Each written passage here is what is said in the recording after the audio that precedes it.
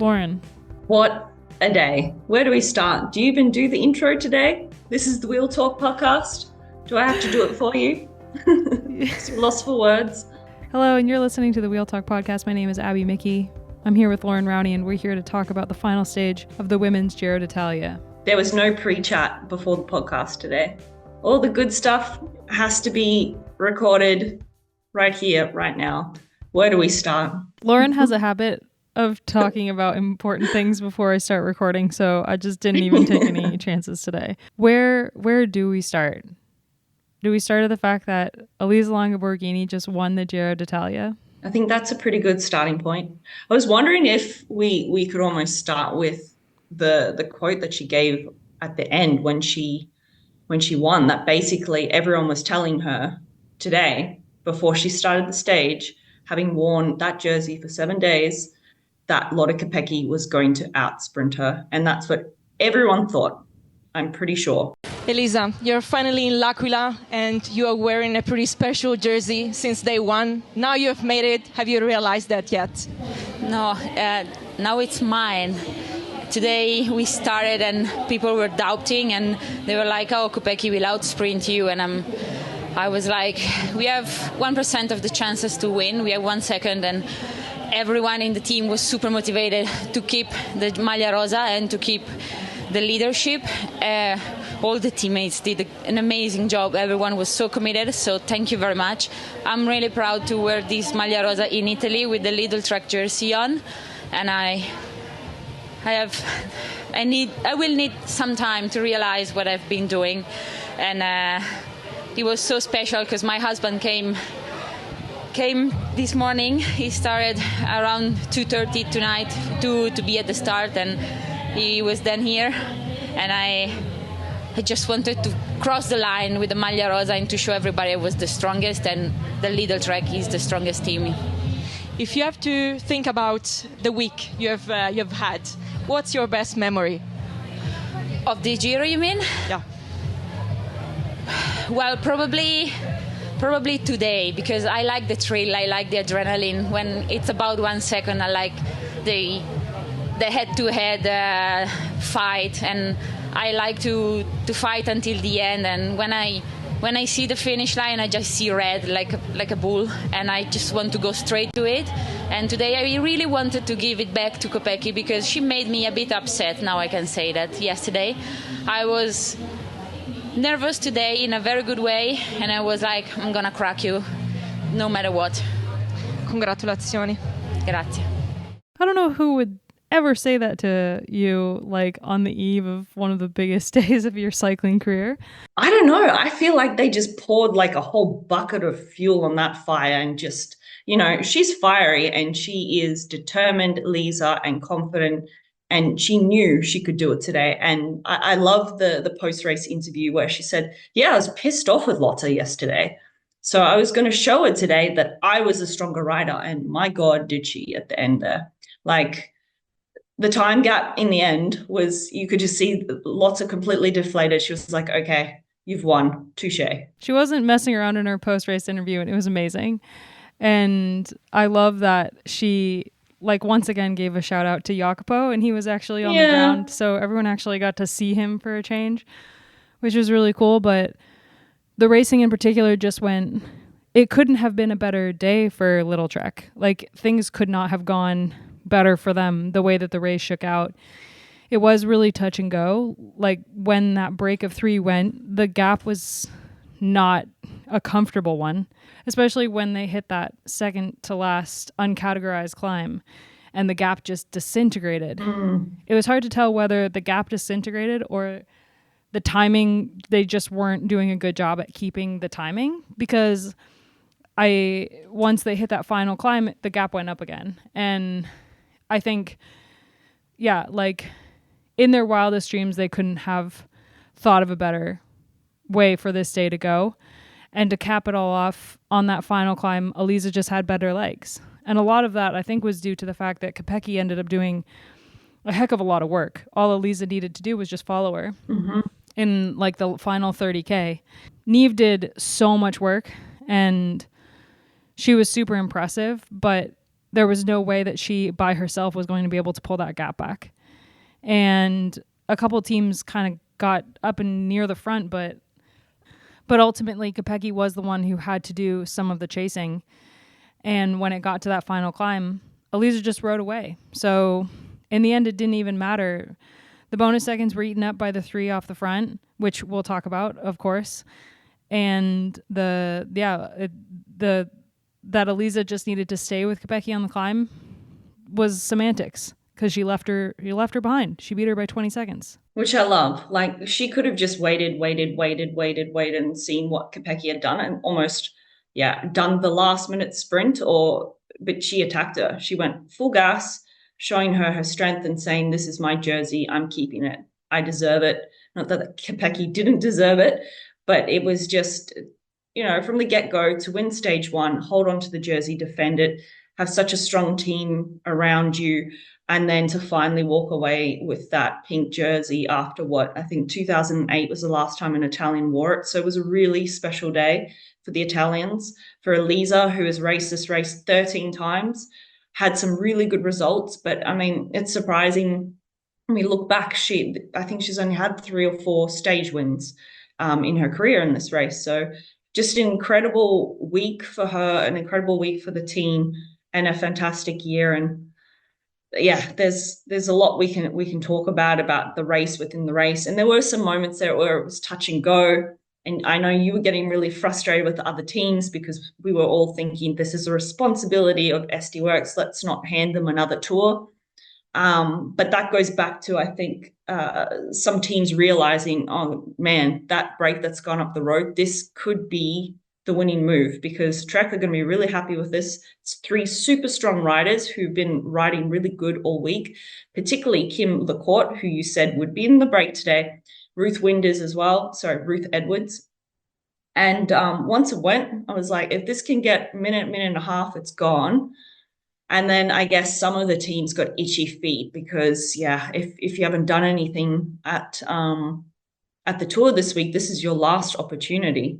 And the race is literally riding away. So I did see a moment where Elisa was having a chat with one of the riders from FDJ, and then about 20 seconds later, maybe she gave them the thumbs up to try and make a bridge across.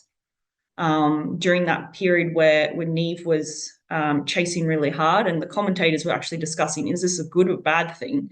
Because sometimes when there is attacking and there is a break up the road, it can disrupt the chase. And take the wind out of the sails of the people chasing, but it was just one rider chasing, so don't think it would have made that much of a difference. For facts, for those who are interested in facts, the last Italian to win the Giro was Fabiano Luperini in 2008, ahead of Amber Neben. Oh, wow. Ever since then, the next year, Claudia Lichtenberg won it, but after that, it's been Americans and Dutch since then, so Elisa finally broke that streak. Yeah, I was getting frustrated because, full disclosure, I may be a little bit biased here. I love Elisa Longoborghini. She's just a phenomenal human being, and I don't know how you couldn't cheer for her given the circumstances. She was in the running to at least podium at last year's Giro before she crashed out. After that, had a hell of a time coming back, got sepsis, had to drop out of the tour, basically just had a terrible couple months. Came into this year basically having to completely rebuild from zero and won Flanders. So it's been this incredible comeback for her, and to win the Giro is something that, I think every Italian dreams about it, like every French person dreams about winning the tour. The Giro is something special to them, obviously. And so the fact that she took the pink jersey on stage 1, was able to hold it for as long as she did, held it even yesterday by 1 second. The story itself is just like something out of a fairy tale. And even after the race today, Kopecky looked happy for Elisa that she was able to win.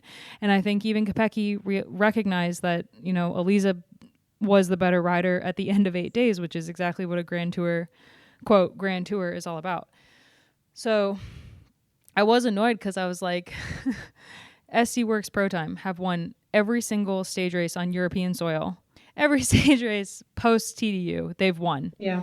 When I saw other teams on the front doing some work, I was like, what are you doing? Like, of course you're not going to ride for Elisa Lamborghini. You have to ride for your own results. But don't help them because they can't win another one. They just can't. And it would have been incredible if Kopecky won the Giro. Like, it would have been another really cool story. She's already the first Belgian woman to ever finish on the podium of the Giro, like, let alone win it. So she made history herself with her result today. But it was still like everything that Elisa has been through in the last 2 years, everything that has built up her entire career to this moment, to wearing the pink jersey alone, just wearing it.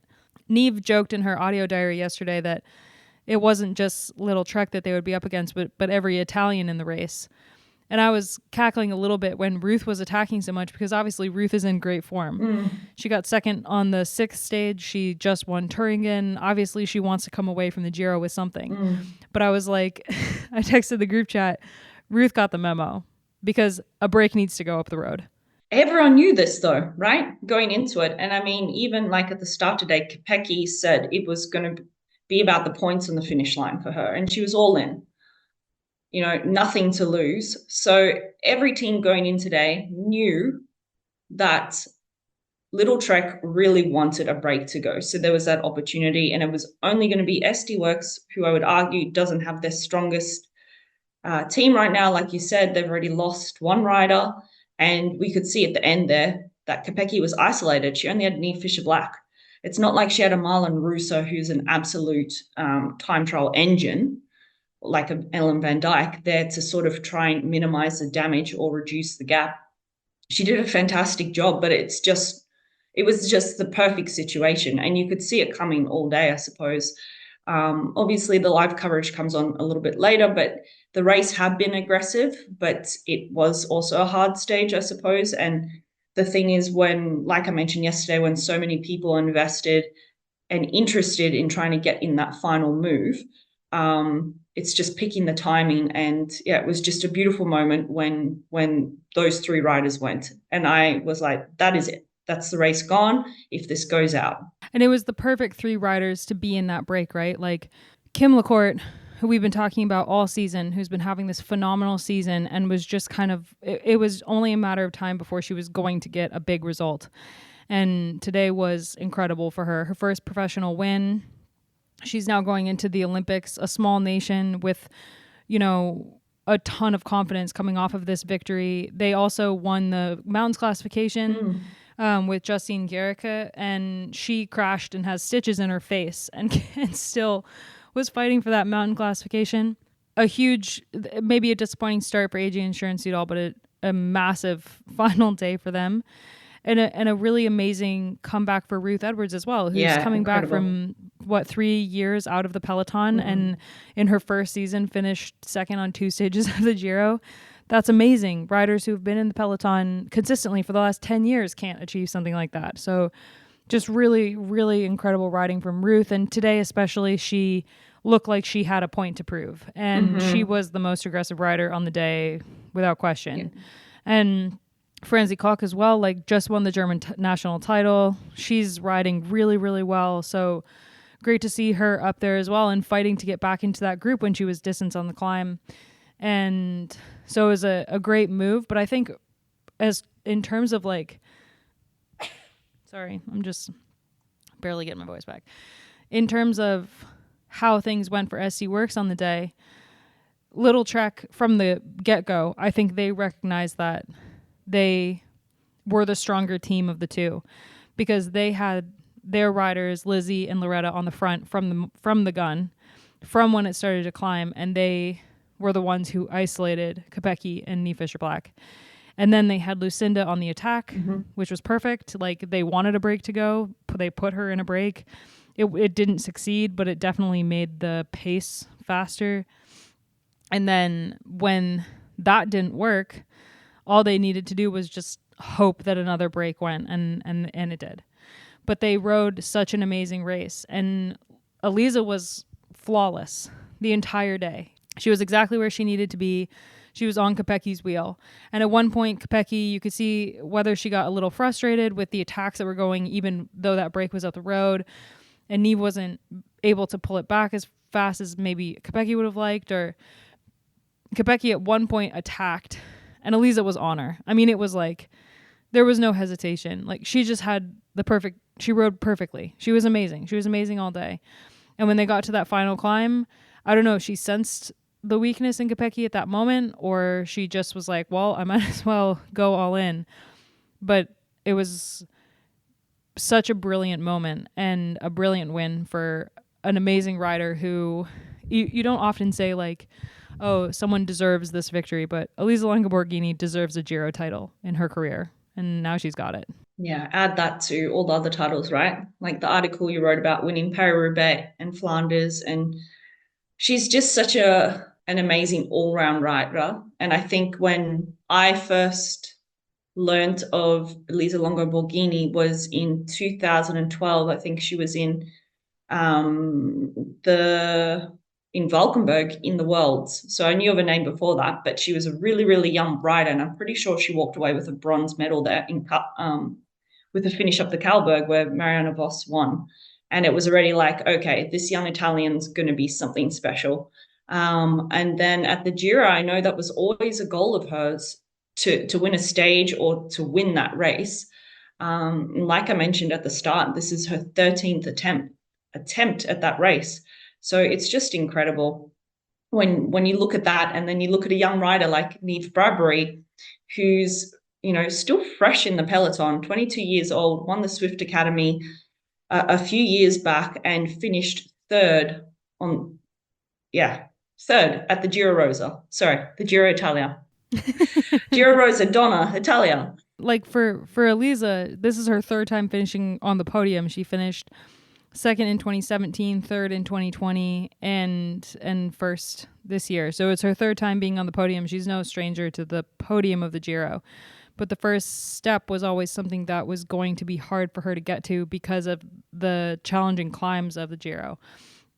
And she survived it.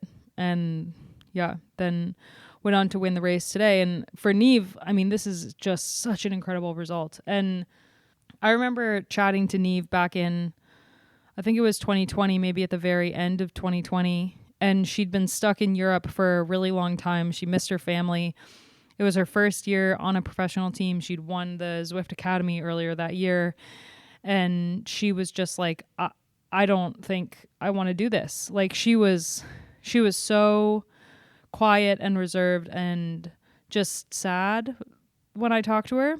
And it was really hard for her. And I got off the phone thinking, she's amazing. I don't know if she's going to be here in 2 years. And now look at her. She's got, in 3 weeks, she's won 2 World Tour stages and finished third in the Giro and won the best young rider jersey at the Giro, finishing third overall at a Grand Tour and at the Giro for a rider that young and that relatively inexperienced just speaks to the talent that she has. And the patience. I think it actually speaks to the team that's around her, because like you mentioned, Abby, when she was having such a tough time, she could have just thrown in the towel and gone back to Australia, which we've seen a lot of young talent actually from Australia this happen over the years, but she stuck it through, and the team really believes in her.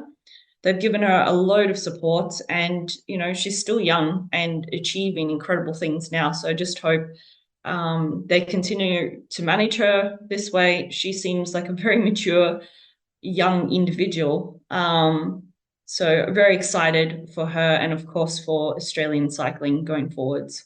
Canyon SRAM has really made themselves into the home for young riders. Like, she's been on that team now for 4 years, and she's really developed all of her skills through that team. Think about the Zwift Academy is you're winning on the trainer. So she's literally starting from almost zero, not zero, because she had done some racing before on the Australian circuit, but you're starting from almost zero into the World Tour. So they deserve so much credit for how they've been able to develop her, and not only physically, but more so mentally. That she was able to go into this race at the age of 22 with the amount of pressure that was on her to have a good result for the team and keep her head after the time trial that she had and stay level-headed and just continue on, because there are so many young riders where that time trial would have destroyed their whole race. Yep. And that didn't happen for her. After the time trial, she was, relatively calm about the time loss, and she wasn't upset at all. She just was like, okay, well, tomorrow's a new day. And it's so impressive from such a young rider. And you're right, like Canyon SRAM deserves worlds of credit for how they've treated her, how they've been able to support her through everything. And it's not just Niamh that you see it with, it's all their young riders that are excelling. Antonia Niedermeyer as well, like Ricarda Bauernfeind, like all of their young riders. Zoe Baxted. Yeah. The future. Yeah, they're all the next generation, and that team is just doing incredibly well with them. Yeah, I guess the same goes for Guy Riolini in Little Trek. I'm just looking at the top 10 here, and we have 4 young talents in the top 10 of the Giro, and that's basically the future that we're looking at going forwards, and it's very exciting. Yeah, it is really, really exciting. And like for Paulina Roerkes, getting 4th overall is a huge result for her. Big comeback. She was on Canyon SRAM, huge comeback. She was on Canyon SRAM for a couple years.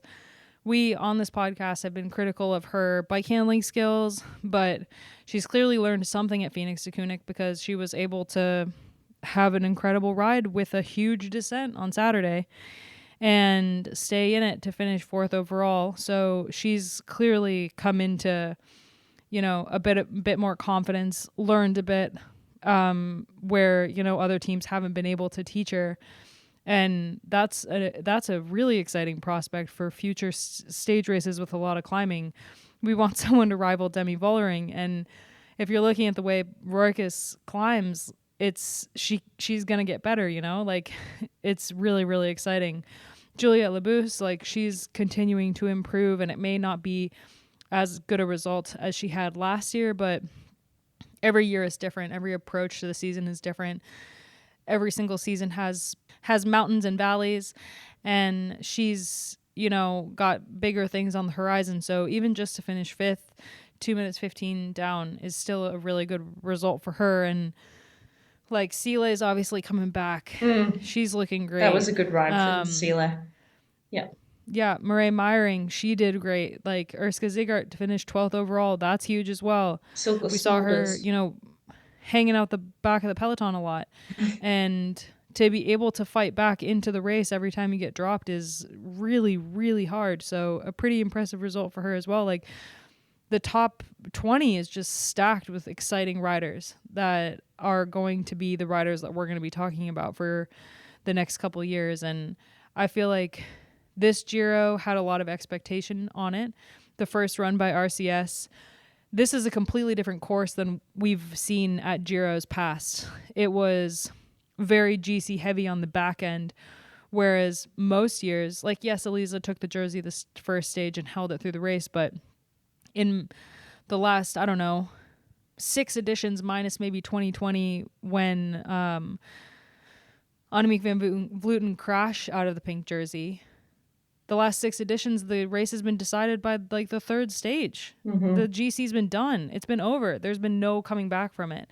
And this time it was a real fight up to the line. And that's exactly what we want in a Grand Tour. That's like, what more could you ask for as a fan of cycling? So the course that the RCS made was phenomenal. And it was very similar to what we've seen at the last 2 Tours de France. So obviously, like race organizers are picking up on how to make an 8-day race exciting to the very end. And that's great. That's awesome. We love that. The live coverage was good. There were some days when it could have started a little earlier, especially the Queen stage, but it's such a huge improvement on 3 years ago that, it's only going to get better. And I know there's always, every year, there's a lot of complaint about the Giro overlapping the Tour, but you can't just have 3 weeks of no women's racing in July.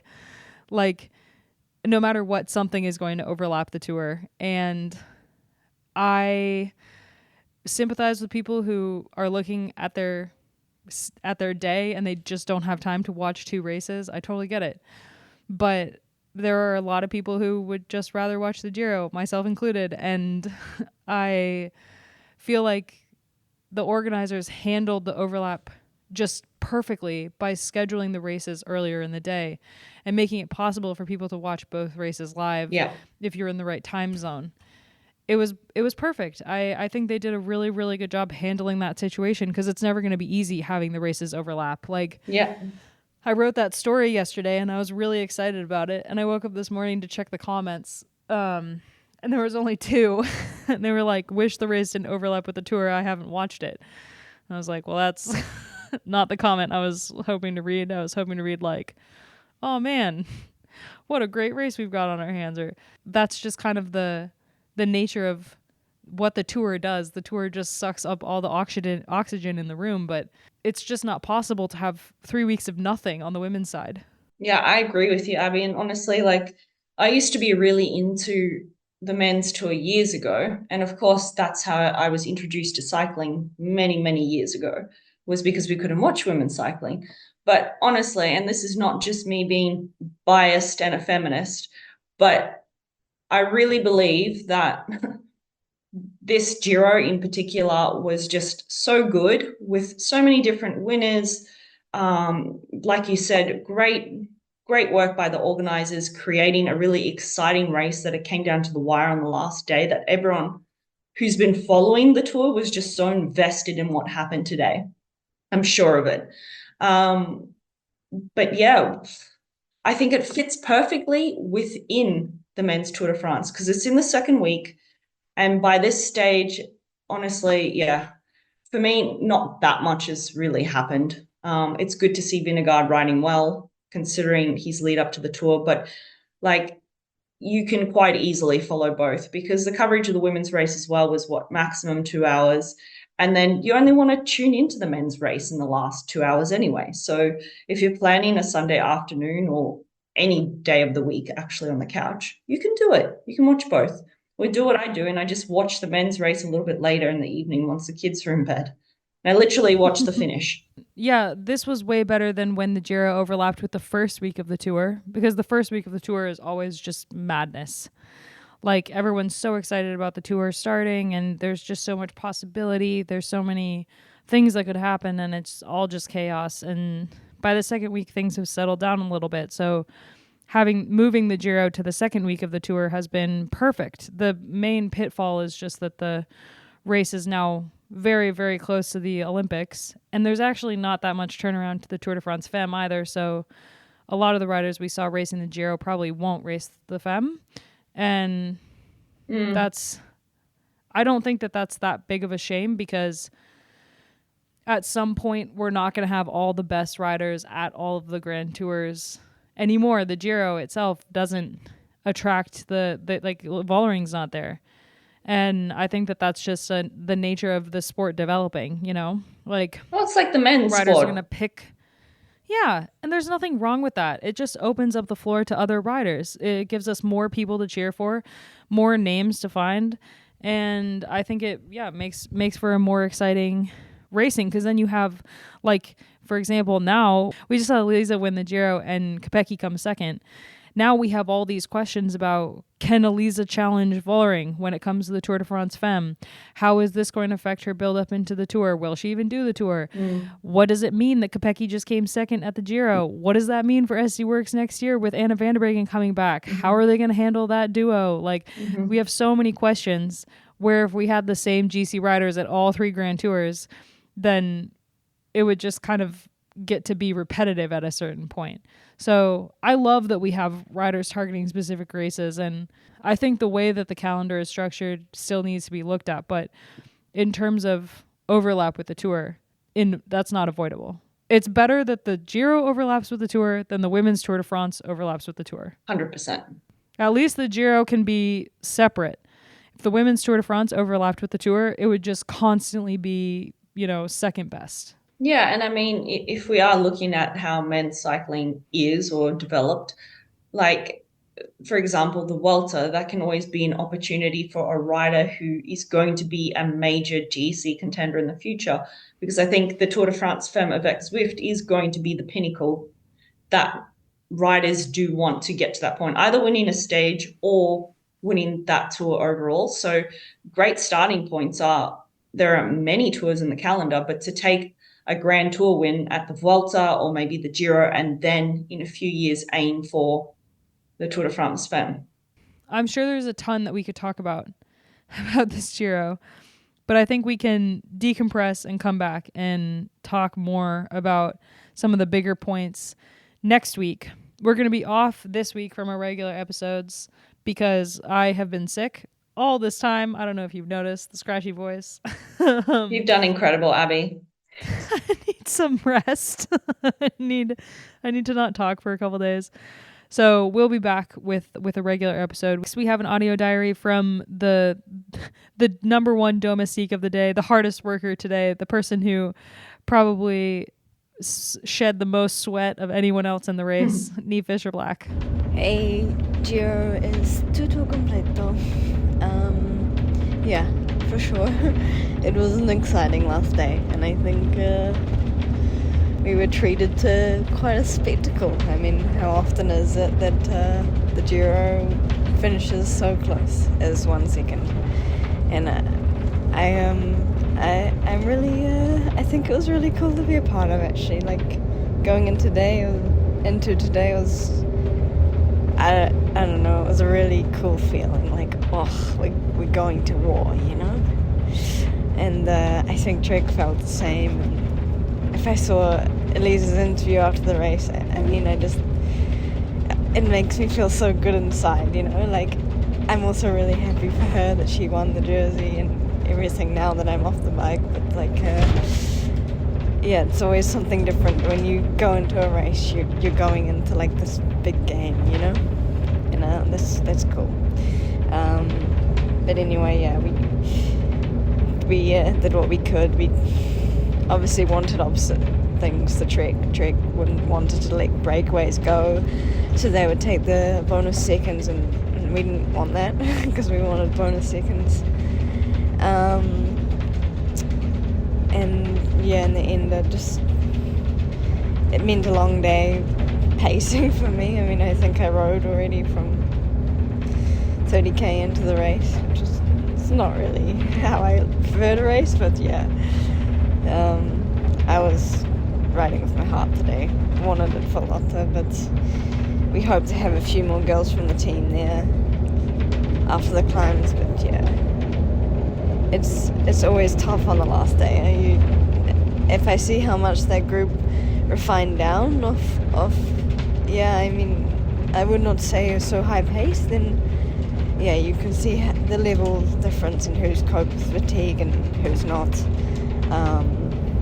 And that's just the Giro. I mean, we're 8 days into a very heavy week, and it's been more than just the racing, you know, it's been against the elements. And I think if you look at the two protagonists of the race, Elisa and Lotte, I think they show two women that, you know, cycling is the whole package. You know, you have to do everything. You have to be everything. You have to be able to cope with the heat. You have to do all the little things right. And I mean, they're two superwomen, and I'm so in awe of them because, yeah. And I'm proud of Lotte, even though we didn't pull it off today. And I'm proud of the team because, yeah, we raced. And I like that, you know. I like that we raced and we took our chance. We didn't come into this week expecting that, and we took 2 stage wins, and I got out of this week, yeah, what I had hoped for, a stage win. I lost my place on GC. I'm pretty sure. I'm not sure actually today, but I'm not worried about that. I mean, we raced for the win on this team, and that's just SD Worx. And I think I especially noticed today that's probably the disparity between us and a lot of teams. If I talked to a few girls on the start line, and if I felt in the bunch the way the teams would just let me ride the whole day, just me, a lightweight climber,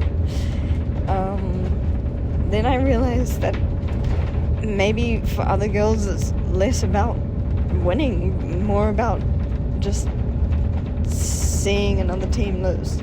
I don't know. But yeah, for me it's a game, and I hope for everyone else it's a game too. I don't know, I think the media and everyone around cycling likes to villainize and victimize certain riders and teams, but I mean, what happens on the road stays on the road. And I think, I mean, we have so much respect for each other. And, yeah, we love racing against each other, and that's cycling. And so, yeah, this week has given me a really good feeling. I like the Giro more than anything. It's one of my favourite races.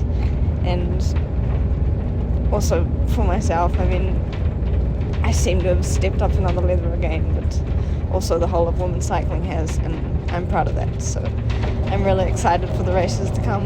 And yeah, thanks for having me chat on this pod. So yeah, thank you. Oh man, I'm so excited for the Tour de France Femme avec Zwift, and we still have to get through the Olympics, Loren. We still have the Olympics in like 2 weeks. I know, have to survive that. And I'm really excited that I bit the bullet, or however you say it, bought my train ticket.